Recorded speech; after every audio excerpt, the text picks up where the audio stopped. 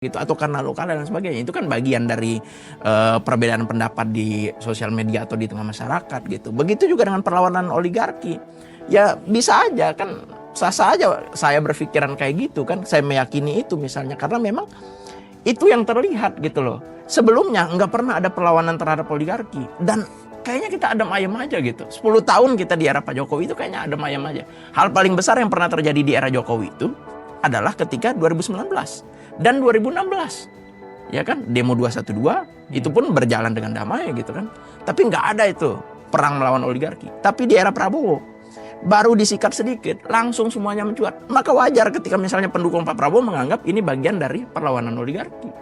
Gitu loh. Karena nggak pernah ada hal-hal kayak gitu yang terjadi sebelumnya. Ini bukan narasi yang dimainkan untuk mendemonisasi demonstrasi Oh, atau nggak ada. kebebasan berekspresi. Nggak ada. Bagi saya secara khusus misalnya, saya mendukung penuh teman-teman yang melakukan demo, bahkan bila besok ternyata misalnya melakukan demonstrasi, mengevaluasi pemerintah, itu hal yang sangat saya inginkan. Harus dilakukan evaluasi terus-menerus terhadap pemerintah gitu. Bahkan saya pun mendukung adik-adik saya yang hari ini misalnya sedang munas misalnya BMSI di di Semarang misalnya, terus BMSI kerakyatan di Jambi misalnya. Itu mungkin langkah-langkah mereka nanti kemudian berunjuk rasa dan sebagainya itu sah-sah aja gitu. Ini menarik tadi Pak Abraham. Saya mau baca Pak Alim ini kan loyalisnya Pak Prabowo luar biasa. Dan beliau concern tadi bahwa ini Pak Prabowo sedang melawan oligarki yang tidak pernah dilawan oleh Pak Jokowi.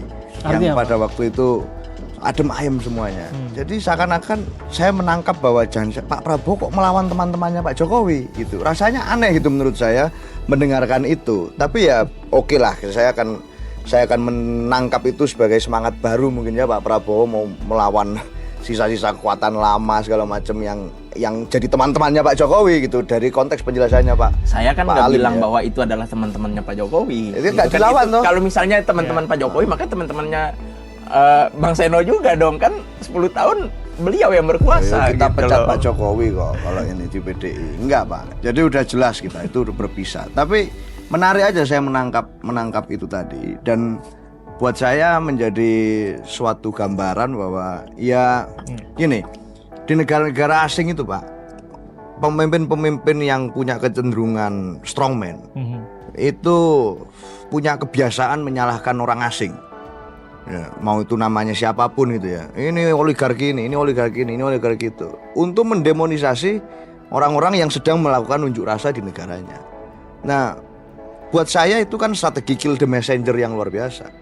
Jangan substansinya tidak ditanggapi, tapi yang kemudian dilakukan ad hominem adalah menyerang personal yang memberikan kritik atau menuduh dia digerakkan oleh siapa-siapa. Menurut saya kita kurangin lah. Tapi sejauh ini memang nggak ada itu Presiden Prabowo pernah menyinggung soal itu. Ya kan nggak pernah. Ya semoga Pak Prabowo nggak ikut itu.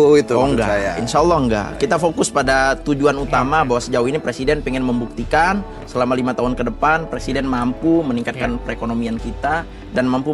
Prabowo versus oligarki, Jokowi terseret. Perdebatan memanas. Muncul klaim bahwa era Prabowo mulai melawan oligarki yang disebut relatif adem ayem selama 10 tahun era Jokowi. Benarkah ini perang melawan kekuatan lama atau sekedar pertarungan narasi politik? Di tengah demonstrasi dan kritik publik, satu hal jelas, waktu yang akan membuktikan siapa yang benar. Kita mendengar ini cukup menggemparkan ya. Kalau tadi MBG ada temuan, tata kelola ada masalah di sana, patut diduga orang-orang yang menjadi nakoda di sana terlibat sehingga pada akhirnya ditahan oleh kejaksaan. Tapi di sisi lain, kejaksaan juga patut diduga juga terlibat pencucian uang. Mas Seno, Anda melihat proses penegakan hukum terhadap mantan Jampitsus hari ini sudah sesuai dengan koridor, sudah sesuai dengan ekspektasi yang diharapkan? Ya saya kira kan hari ini kita lihat ada orang ngambil ayam terus diadili dihukum gitu ya sama masyarakat, dan anaknya sampai nangis gitu. Artinya pada situasi penegakan hukum yang terasa seperti dikosmetikisasi itu di atas itu semacam ada kemungkinan untuk melakukan komunikasi dan deal-deal di belakang, serta konteksnya pertarungan kekuasaan itu sangat erat. Berbeda dengan kalau ini yang melanggar hukum orang biasa, perlakuannya bisa sangat tidak Seperti yang adil. terjadi Anda sebutkan tadi Yang di saya Tabanan sebutkan Bali tadi di Tabanan di Bali. Dan itu mengganggu dan mengusik rasa kemanusiaan masyarakat kita, rasa keadilan masyarakat kita. Karena kalau kita lihat di Singapura misalnya, berangkat ke Singapura, dia akan berpikir 3-5 kali untuk mengerokok sembarangan di tempat umum. Bukan karena apa? Karena dia tahu mau dia siapa juga, kalau hukum Singapura mengatakan tidak boleh, dia akan kena sanksinya. Dan itulah kunci orang trust ke mereka. Itu karena ada penegakan hukum yang clear. Kalau sekarang kita seperti ini, penegakan hukumnya terasa difabrikasi, itu istilahnya. Ya ini setelah gigit ini, gigit sini, gigit sini, gigit sini, ada konflik elit yang melatar belakangi itu. Ya rasanya kan orang akan susah percaya. Terus ngapain kita ikut aturan hukum kalau kemudian di atas sana semuanya bisa dikomunikasikan. Saya kira saya nggak sepakat ya, kalau apalagi tadi mencontohkan misalnya pencuri ayam misalnya ya. Karena kalau kita, mungkin saya nggak tahu Mas Seno udah melihat berita terbaru atau enggak gitu ya. Berita terbaru itu justru menunjukkan bahwa si pencuri ayam kemarin itu kan ternyata adalah seorang residivis. Tapi apakah dibenarkan kemudian bertindak semena-mena sampai menghilangkan nyawanya? Nggak bisa dibenarkan juga bahwa itu tindakan semena-mena itu dilakukan. Tapi kita juga nggak pengen meromantisasi bahwa satu kasus itu dianggap sebagai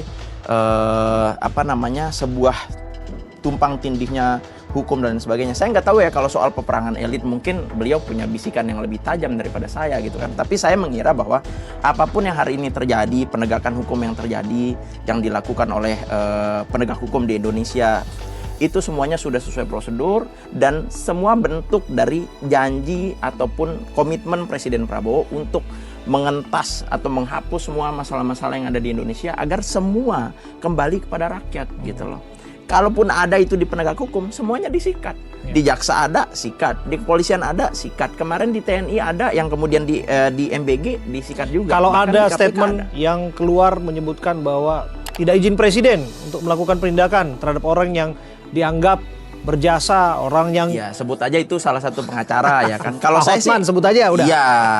Kalau saya udah berkali-kali mengatakan bahwa itu adalah strategi. Seorang pengacara itu punya strategi gimana caranya agar dia bisa memenangkan pertarungan walaupun kemudian mengundurkan diri ya kan. Tapi ini kan jadi ke publik itu kan berdampak ya. Dia Iya, melihat makanya ini kan sebagai langsung satu narasi, apakah ini benar atau iya. Syukurnya Benar kan atau langsung tidak. direspon. Kurang dari 2 kali 24 jam Istana merespon. Oke. Partai Gerindra sebagai partainya presiden pun merespon. Bahkan mengecam apa yang dilakukan oleh Bang Hotman pada saat itu. Berarti Gitu. tidak Sampai dia seperti minta apa yang maaf disampaikan. juga gitu. Oke. Mas Seno. Saya mau percaya saja dengan narasi Bang Halim. Karena buat saya harusnya idealnya memang gitu. Kritik rakyat. Alarm untuk pemerintah. Pemerintah diminta tidak menutup mata terhadap keresahan publik. Kritik bukan otomatis berarti kebencian atau upaya menjatuhkan pemerintah. Justru bisa menjadi alarm untuk memperbaiki kebijakan dan melihat titik lemah yang luput dari perhatian. Pertanyaannya, pemerintah mau mendengar alarm rakyat atau justru menganggap kritik sebagai ancaman? The bigger picture apa yang harus diperbaiki. Jangan denial. Jangan dibilang ini, dituduh ini apa-apa. Itu kan Contohnya? menyakitkan gitu. Contohnya Ya anti asing kan sering kan. Terus terakhir misalnya Lonto orang ireng. merasa di ini lonto ireng wartawan, NGO, jurnalis misalnya. Loh, Iya. hal semacam itu kan ya nggak apa-apa, Pak Presiden tuh kita percaya beliau patriotis, kita percaya beliau nasionalis. Tapi ya kalau ada orang memberi masukan, bukan berarti kita nggak cinta sama pemerintah. Itu aja menurut saya. sebelumnya nggak pernah ada perlawanan terhadap oligarki dan kayaknya kita adem ayem aja gitu. 10 tahun kita di era Pak Jokowi itu kayaknya adem ayem aja. Sisa-sisa kekuatan lama segala macam yang jadi teman-temannya Pak Jokowi gitu dari konteks penjelasannya Pak. Saya kan Pak nggak Halim, bilang ya. bahwa itu adalah teman-temannya Pak Jokowi. Itu nggak dilawan, toh. Kalau misalnya teman-teman Pak Jokowi, maka teman-temannya Bang Seno juga dong, kan 10 tahun beliau yang berkuasa. Kita, gitu. memang kita yang kalah itu punya kekuasaan apa untuk merespon? Kan nggak bisa. Jadi paling enak ya menyalahkan orang lain. Ya.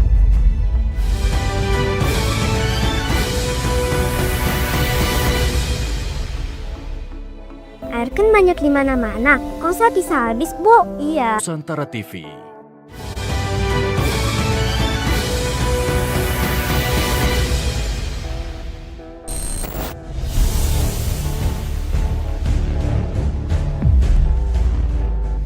sisa-sisa kekuatan lama segala macam yang jadi teman-temannya Pak Jokowi gitu dari konteks penjelasannya Pak. Saya kan Pak nggak Alim bilang ya. bahwa itu adalah teman-temannya Pak Jokowi. Itu nggak Gitu kan, dilawan itu toh. kalau misalnya teman-teman Pak Jokowi, maka teman-temannya Bang Seno juga dong, kan 10 tahun beliau yang berkuasa. Memang kita yang kalah itu punya kekuasaan apa untuk merespon? Kan nggak bisa. Jadi paling enak ya menyalahkan orang lain. Ya.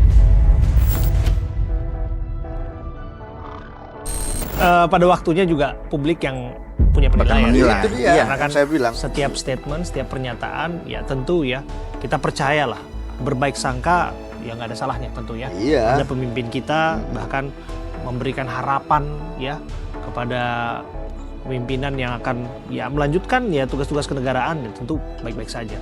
Tapi bahwa ada publik juga yang tentu skeptis, berpandangan lain, merespon terhadap apa yang dinyatakan, itu juga hak warga negara. Dan satu hal juga, hak warga negara juga untuk kebebasan berpendapat, Betul. menyampaikan berserikat, berkumpul, bahkan ya berunjuk rasa diantaranya. Satu pertanyaan terakhir, saya mungkin kepada Mas Seno dulu ya, nanti saya Penegakan hukum atau pertarungan elit? Kasus mantan Jampidus kembali memanaskan perdebatan.